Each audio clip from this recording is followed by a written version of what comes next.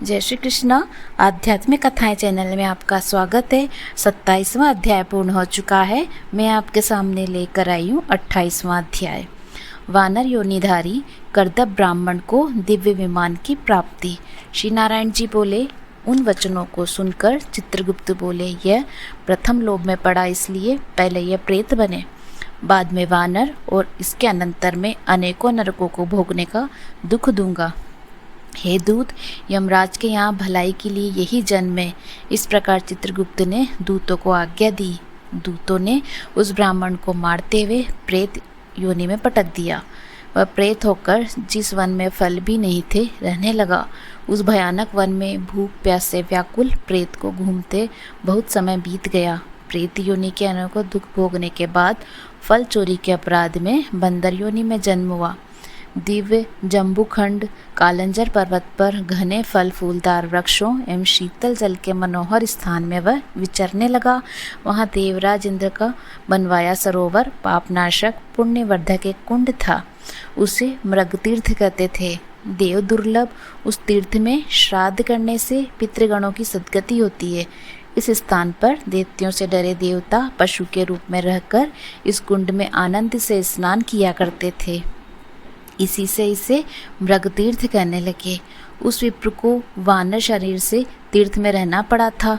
नारद जी बोले, त्रिलोक को पवित्र करने वाले इस मृग तीर्थ में यह पापी दुष्ट वानर कैसे निवास कर पाया। सूत जी बोले। इस प्रकार नारद के वचन सुनकर प्रसन्न होकर सत्कार करते श्री नारायण जी बोले, हे नारद, पूर्व समय में चित्रकुंडल नाम का एक वेश्य था। उसकी पतिव्रता तारका नाम की पत्नी थी। वे दोनों पुरुषोत्तम के भक्त थे। उन्होंने पुरुषोत्तम मास का व्रत किया। चित्रकुंडल ने स्त्री के साथ प्रसन्नता पूर्वक व्रत की समाप्ति पर श्रद्धा के साथ उद्यापन किया। वेद वेदांग जानने वाले सपत्नीक ब्राह्मण उद्यापन विधि पूर्वक कराने को बुलाया। हे नारद, पैसे का लोभी ब्राह्मण भी वहां पहुंचा। उद्यापन विधि पूरी हो जाने पर चित्रकुंडल ने सपत्नीक ब्राह्मणों को खूब दान दक्षिणा देकर प्रसन्न किया तथा उनके प्रसन्न होने पर बहुत दक्षिणा दी। ब्राह्मण लोग दक्षिणा लेकर प्रसन्न हो घर चले गए, किंतु वह लोभी ब्राह्मण ठहरा रहा और रोता हुआ आगे बढ़कर विनयपूर्वक गदगद कंठ से बोला, हे वेश्य श्रेष्ठ चित्रकुंडल, ये पुरुषोत्तम मास धन्य है, जिसकी सेवा करने से इस लोक तथा परलोक के सुख की प्राप्ति होती है। आप भगवत भक्त हैं। आपने विधि पूर्वक भली भांति पुरुषोत्तम व्रत किया है और ब्राह्मणों को बड़ी प्रसन्नता से खूब दान दिया, किंतु मुझ भाग्यहीन को क्यों नहीं दिया। इस प्रकार उसके कहने पर उसने इस कंजूस को भी बहुत सा धन दे दिया और उस ब्राह्मण ने प्रसन्नता पूर्वक उस धन को धरती में गाड़ दिया। वहाँ रहकर श्री पुरुषोत्तम मास की पूजा देखता रहा। धन के लोभवश इस मास की प्रशंसा की।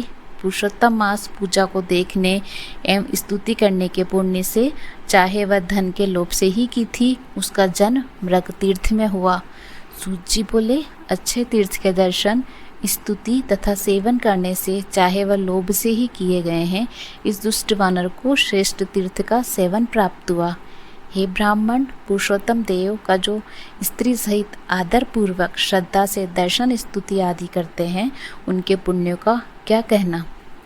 नारद जी बोले, हे ब्राह्मण, शीतल जल एवं मनोहर सघन वृक्षों से सुशोभित इस वन में उसके रहने का कारण कहिए। श्री नारायण बोले, हे नारद जी, जब दशरथ पुत्र श्री राम ने समुद्र पर पुल बांधकर रावण को मारा था, विभीषण को छोड़कर सब राक्षसों के मारे जाने पर श्री राम जी ने अग्नि परीक्षा कर श्री जानकी जी को स्वीकार किया। उस समय ब्रह्मा जी, शंकर जी, इंद्र आदि देवताओं ने रावण वध से प्रसन्न होकर श्री राम जी से वर मांगने को कहा। तब भक्तों को अभय करने वाली श्री राम जी बोले, हे देवताओं, यदि आप इस समय वर देना चाहते हो तो सुनिए। इस युद्ध में जो राक्षसों के हाथों वानर मरे हैं, उन्हें अमृत वर्षा करके जीवन प्रदान कर दें। ब्रह्मा, शंकर, इंद्रादि देवताओं ने आज्ञा अनुसार अमृत वर्षा द्वारा वानरों को जीवित कर दिया। वह सब वानर सोकर उठे के समान उस रामचंद्र तीर्थ में दिखने लगे। तब सपत्नीक श्री राम बोले, हे सुग्रीव, हनुमान आदि मित्रों, आप सबने मित्रता का कार्य पूर्ण किया। अब आप इन सब वानरों को आज्ञा दे, ये सब प्रसन्नता पूर्वक अपने अपने घर को जाएं। मेरे से बड़ी उम्र वाले वानर जिस जिस वन में जाकर रहेंगे वे वन, फल, पुष्प वाले सघन वृक्षों से भरे रहेंगे। वहाँ की नदियाँ स्वच्छ मीठे जल वाली होंगी, इन्हें कोई रोक नहीं सकेगा। मेरी आज्ञा से यह चले जाएं। श्री राम जी की आज्ञा पाकर जिस वन में गए वह फल फूल के वृक्ष एवं मीठे जलयुक्त हो गए। श्री नारायण जी बोले, आगे की कथा सुनिए। वन में जन्म पाकर वानर पर्वत के समान बढ़ने लगा तथा भूख प्यास के कारण व्याकुल होकर लोभी वहाँ भटकने लगा। जन्म से ही उसके मुख में पित्त विकार के कारण घाव था, जिसकी पीड़ा के कारण वह कराहता रहता था। घाव से खून बहता था, दुख के कारण खा भी नहीं पाता था, किंतु चपलता के कारण वृक्षों से फल तोड़ लेता था। भूख के कारण फलों को मुंह के पास ले जाता था, किंतु घाव के कारण फलों को खा नहीं पाता था। उन टूटे फलों को जंगल में ही फेंक देता था। एक पेड़ से दूसरे पेड़ पर कूदता, वह इस प्रकार के जीवन से मरना श्रेष्ठ समझता था। एक बार वह पेड़ पर से पृथ्वी पर गिर पड़ा और दुखी होकर चीखने लगा। उसके अंग अंग टूट गए, शरीर शिथिल तथा भूख प्यास से व्याकुल था। मुंह में घाव का असहाय दुख था, दांत भी टूट गए थे। ये सब देव के लिए दुख कहें या अपने पूर्व जन्मार्जित कर्मफल से वह दुखी था। इस प्रकार भूखे प्यासे दुख भोगते देव योग से पुरुषोत्तम मास आ गया। इस मास में भी यह अन्य महीनों की भांति ही शीतादि दुखों से पीड़ित रहा।